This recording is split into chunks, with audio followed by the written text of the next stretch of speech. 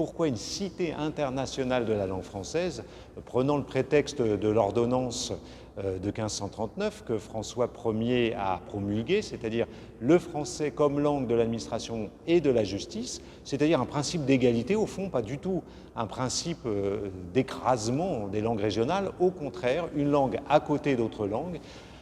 On a tiré le fil de cette idée pour en faire une cité où on peut parler toutes les langues françaises, où on peut montrer toutes les langues françaises et toutes les cultures francophones.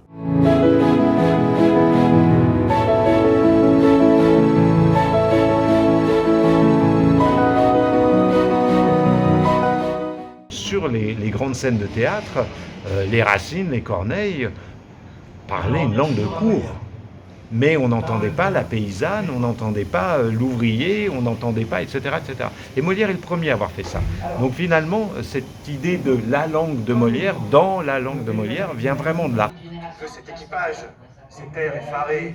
À la corruption de votre sang, à l'âcreté de votre bile et à la féculence de vos humeurs. Le parcours permanent qui raconte l'aventure de la langue a été inventé par des contributeurs du monde entier, quand je dis monde entier, en l'occurrence de toute la francophonie. Et elle sera internationale parce qu'on y accueillera des artistes qui incarneront la francophonie sans arrêt. Il y a ici un volet programmation extrêmement important qui toute l'année offre des spectacles de théâtre, de danse, de musique, de rap, de tout ce que vous voulez qui joue avec la langue française ou les langues françaises.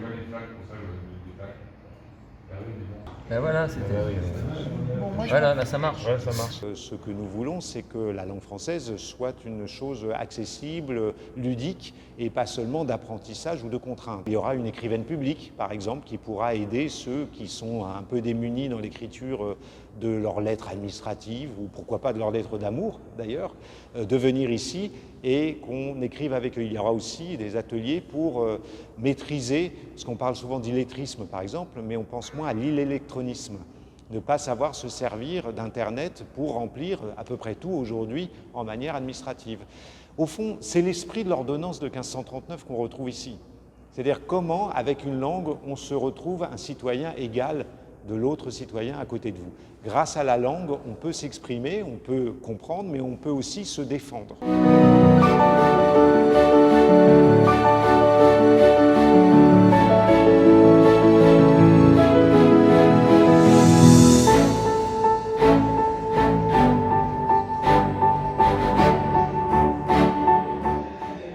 Ici dans le parcours permanent l'exemple de Casanova, de langue italienne, mais qui, visitant l'entièreté de l'Europe, ne peut la visiter ou fait le choix de la visiter en français, une langue d'adoption.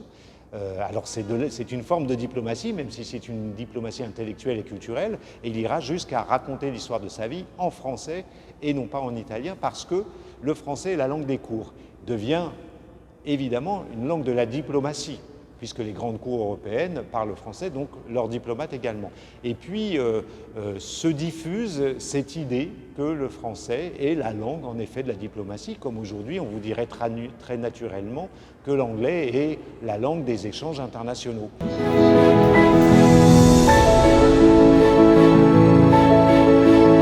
Si on parle de la Roumanie, une certaine latinité de la langue fait qu'elle est plus facilement peut-être adoptable.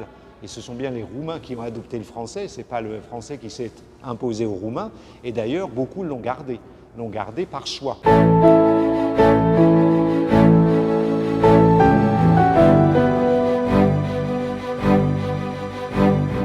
L'imprimerie a été capitale pour, évidemment, la diffusion du français.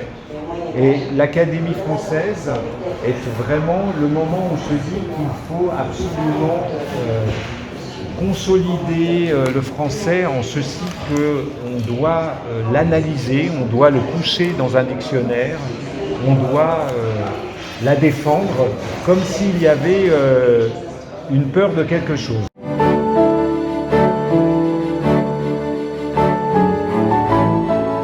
Aujourd'hui, le français, c'est la langue de la culture, de la politique, parce que c'est une langue des idées qui ne s'impose à personne.